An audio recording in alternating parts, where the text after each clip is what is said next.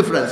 প্রবাসী ভাইরা যদি 100 কোটি টাকা পাঠায় সেটা আমরা খেয়ে ফেলবো, আমরা নিয়ে দেবো, কিন্তু তারা ইলেকশন করতে চলে আমরা ইলেকশন করতে দিব না, এইটা কিন্তু ঠিক না তাদের জন্য, এটা কিন্তু অপরাধ। প্রবাসীদেরকে সম্মান করা মানে এয়ারপোর্টে লাউঞ্জ করা না, প্রবাসীদের সম্মান করা মানে তাদেরকে ভালোবাসা, যাতে করে আমরা ফিল করি ওই ভালোবাসার সাথে এই সম্মানটা আসবে।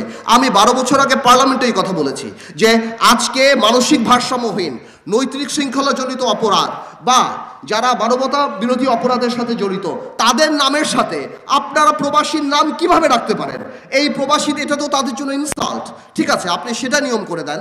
আমরা জানি সবাই খালি টাকা চুরি করার জন্যই ডুয়েল পাসপোর্ট নেয় না, বিদেশে পালানোর জন্যই নেয় না। অনেক মানুষই বিদেশে থাকে, সেখানে বিদেশে ভালো করে ব্যবসা বাণিজ্য করার জন্য তারা ডুয়েল পাসপোর্ট নেয়। ডুয়েল পাসপোর্ট থাকার কারণে তাদের সেই ব্যবসা বাণিজ্য ভালোভাবে তারা করতে পারে, তারা ট্যাক্সের মধ্যে আসতে পারে, এরকম অনেক এক্সপার্টিজ আছে। যদি দরকার হয় তাহলে দরকার পড়লে ওই নিয়ম করে দেন যে একটা সার্টেন অ্যামাউন্ট অফ রেমিটেন্স যদি তারা পাঠায় তাহলে তারা কোয়ালিফাই করে যে তারা নির্বাচন করতে পারবে। কিন্তু ডুয়েল পাসপোর্ট থাকলেই যে আপনি তাকে নির্বাচন করতে দিবেন না, নির্বাচন সিস্টেম থেকে বাইরে ফেলে দিবেন, আমি মনে করি এটা প্রবাসীদের জন্য অত্যন্ত অপমানজনক। প্রবাসীরা যদি ভোট দিতে পারে তাহলে তারা নির্বাচন করতে পারবে না কেন? আমি অবশ্যই চাচ্ছি যে আমি আজকে যে প্রস্তাব দেব এর মধ্যে 3টা প্রস্তাবও যদি আপনি রাখেন, এই প্রস্তাবটা আপনাদের রাখতে হবে, কারণ এই প্রবাসীরাই কিন্তু বাংলাদেশ স্পন্দনের কাজ করে এখন। ওকে, তো এইটা মাথায় রাখতে হবে। আরেকটা ব্যাপার আসতেছে, আমাদের পার্লামেন্টে আমরা জানি নারীদের একটা কোটার ব্যবস্থা আছে। আমি মনে করি এই প্রবাসীর বাইরেও আরেকটা সেকশন আছে, সেটা হলো আমাদের গার্মেন্টসের শ্রমিক ভাইয়েরা। এই গার্মেন্টসের শ্রমিক ভাইদের কোনো স্পেশাল প্রোটেকশনের জন্য আমাদের কিছু নাই। আমি মনে করি প্রবাসী কোটা এবং গার্মেন্টসের শ্রমিক কোটায় সংসদ সদস্য পার্লামেন্টে থাকা উচিত।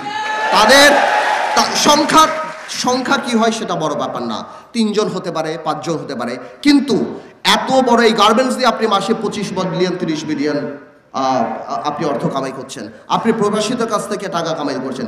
গার্মেন্টসের মালিকরা তো লেকশোর ওয়েস্টিন হোটেলে কনফারেন্সে সরকারকে তাদের অধিকারের কথা বলে।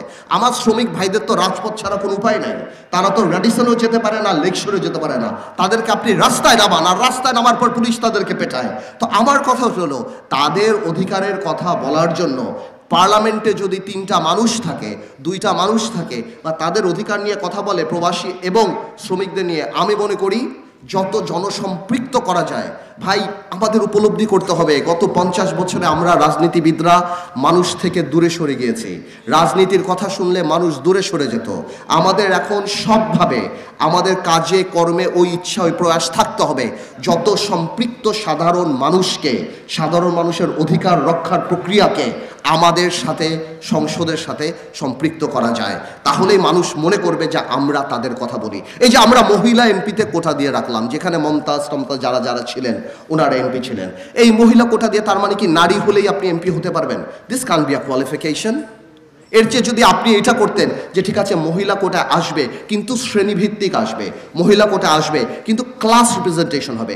আজকে একজন ডাক্তার মহিলা আসবে বাংলাদেশের সকল নারী ডাক্তারের অধিকার নিয়ে কথা বলার জন্য, আর যে একজন নারী শিল্পী আসবে বাংলাদেশের সকল নারী শিল্পীদের, একজন নারী সাংবাদিক আসবে বাংলাদেশের সকল নারী সাংবাদিকের অধিকার নিয়ে কথা বলার জন্য, একজন নারী গার্মেন্টস কর্মী আসবে, একজন নারী ব্যবসায়ী আসবে, একজন নারী ইঞ্জিনিয়ার আসবে। তাহলে আপনি কি করলেন? আপনি জামাইকে নমিনেশন দিতে পাচ্ছেন না, বউরে নমিনেশন দিয়ে দিলেন। আপনি একে নমিনেশন, কে কবে আপনাকে পান খাইয়েছে, কে কবে আপনার গাড়ির দরজা খুলে দিয়েছে, কে কবে মিছিলে আপনার জন্য গাড়ি থেকে, this can be a qualification to become a member of parliament. এই কারণে কি নারী কোটা দেওয়া হয়েছে যে আমার যাকে ভাল লাগে, কে আমার পাশে বসে, কে আমাকে উঠায় নিয়ে যায়, কে মিছিল করে। তো আমি মনে করি 30 জন নারী যদি আমরা প্রপারলি ইউজ করি, এর মানে 30টা ইনস্টিটিউশনকে আমরা অ্যাকোমোডেট করছি বাংলাদেশ পার্লামেন্টে, যারা